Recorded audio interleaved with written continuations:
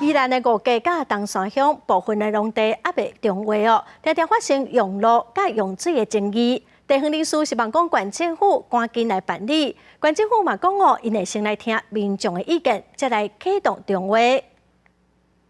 来到宜兰五家乡团结路边的农田，会当看到农地是无规则的形状，佫无农路甲水路路面讲，安尼才会产生用路甲用水的争议。除了处理自家农地无方便，因为无完善的排水系统，定大水就来的饮水，互稻仔拢浸害。希望政府赶紧办理农地中划。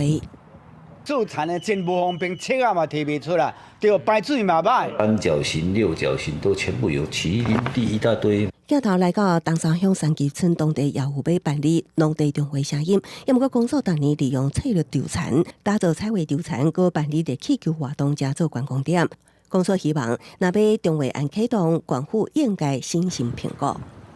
那个地方所在的地方生态，如果一旦农地重划之后，可能它的一些自然生态也当然就会随之而消灭哈。关系办理农地中划人士爱先由各乡镇公所规定区域各处的区域过半农民同意才能启动，农民爱贡献部分土地用来施设农水路电公共设施，中划了后大约会当储备8至9成农地。针对本县的12个乡镇的需要，由乡镇公所整合人民的意愿以后，会把一些初勘地区提报到县政府。县政府表示，会针对12乡镇公所需要，由乡镇公所整合农民意愿了后，提报到县政府，就会启动中划程序。记者综合报道。